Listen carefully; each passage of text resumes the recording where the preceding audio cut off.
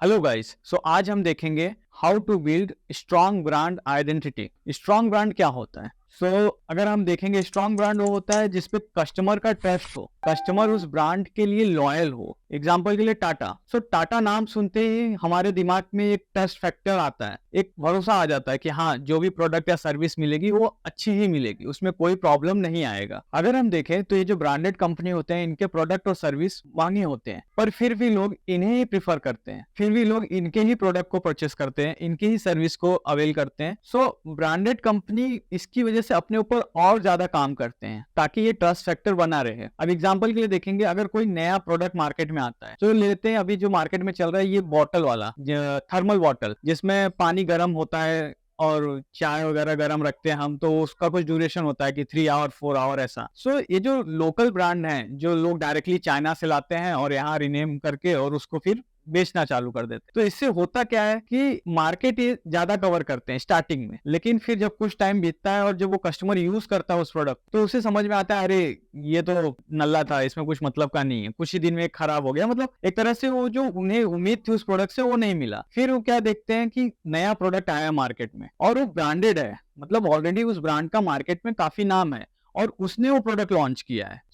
ये जो branded product होते हैं, ब्रांडेड नाम वाले जो प्रोडक्ट होते हैं, ये फटाक से मार्केट को कवर करते हैं। और ये जो लोकल प्रोडक्ट होते हैं, इनको मार्केट कवर करने में 3 to 4 मंथ या 6 मंथ भी लगते हैं। ये सस्ते होते हैं तो ये मार्केट को कवर जल्दी करते हैं, लेकिन इसका कोई मतलब नहीं होता, 2-3 महीने बाद लोग यूज करना बंद कर देते हैं। ये जो ब्रांडेड प्रोडक्ट होते हैं, इनकी ब्रांडिंग स्ट्रांग होती है और ये इजिली मार्केट को कवर करते हैं और इनके प्रोडक्ट कस्टमर लेना भी प्रेफर करते हैं। जो ब्रांडेड प्रोडक्ट होते हैं उनकी मार्केट में ऑलरेडी बहुत अच्छी पकड़ होती है। उनके सामने जो लोकल ब्रांड है, अगर इन्हें ऊपर आना है, इन्हें अपना ब्रांड बिल्ड करना है, तो इन्हें उनसे अच्छी क्वालिटी या उतनी अच्छी क्वालिटी देनी पड़ेगी जितना कस्टमर सेटिस्फाई हो। सबसे पहले वैल्यू क्रिएट करनी पड़ेगी। और ब्रांड एक तरह से प्रॉमिस है। प्रॉमिस एक सपोर्ट सिस्टम है जो ब्रांड के साथ होता है, जिससे लोगों को भरोसा होता है। ये जो सपोर्ट सिस्टम है, ये जो वैल्यू है, ये जो प्रॉमिस है, ये टूटना नहीं चाहिए। अगर ये टूटा तो ब्रांड की वैल्यू जो है अपने आप डाउन हो जाएगी। ब्रांड की वैल्यू जो होती है वो उसका की होता है, उसके सक्सेस का की होता है। क्योंकि जब ब्रांडेड प्रोडक्ट होता है तो जो भी तुम्हारा प्रोडक्ट होगा उसके बारे में लोगों को बताने की जरूरत नहीं पड़ती। लोग सिर्फ ब्रांड का नाम ही सुनकर वो प्रोडक्ट खरीद लेते हैं।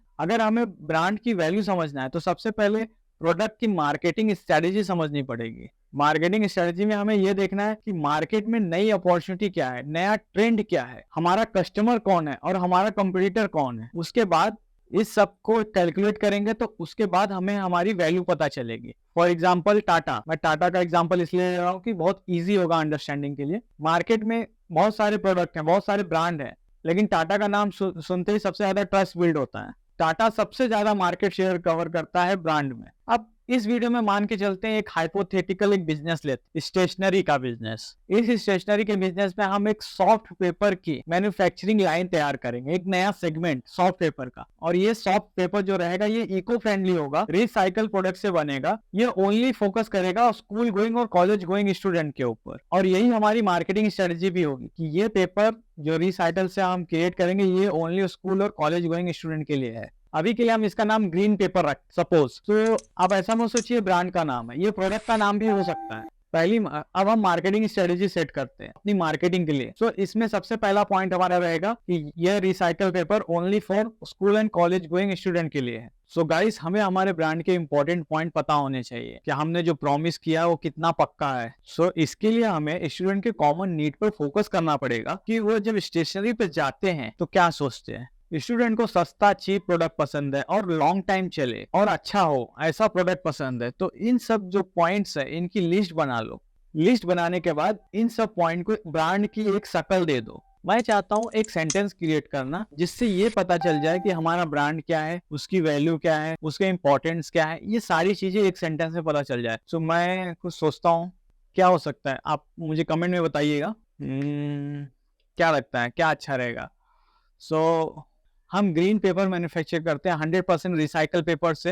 ये बहुत अच्छा और बहुत सस्ता है और ये लॉन्ग टाइम चलने वाला इको फ्रेंडली पेपर है और ये स्पेशली स्टूडेंट के लिए है। ये हमारी एक मार्केटिंग स्ट्रेटेजी होनी चाहिए, ऐसा मुझे लगता है। और ये जो भी पॉइंट्स मैंने बताया है, इको फ्रेंडली, रिसाइकल, सस्ता, लॉन्ग टाइम रनिंग, ये सारी चीजें कहीं ना कहीं एग्जैक्ट बताती है कि हमारा प्रोडक्ट क्या हो सकता है, हमारा प्रोडक्ट कैसा हो सकता है। ये लाइन मुझे कुछ अच्छी लग रही है, ये हम अपनी मार्केटिंग स्ट्रेटजी के लिए यूज कर सकते हैं।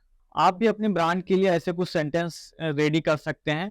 इसके लिए सबसे पहले आप अपने आप से ये क्वेश्चन पूछिए, क्या बिलीफ सिस्टम है आपके ब्रांड में? ये क्या आपकी मार्केटिंग स्ट्रेटजी से लिंक होता है? क्या आपके ब्रांड में ये सिंपल दिखाई देता है कि आज जो ब्रांड है आने वाले 5 साल 10 साल में क्या होगा, उसका क्या स्टेटस होगा?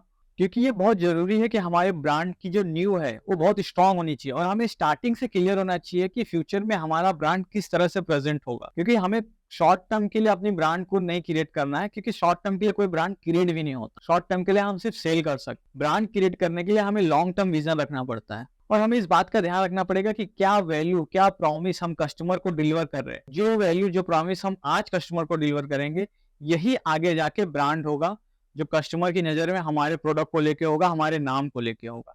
सो हमें इस तरह से ब्रांड को क्रिएट करना है।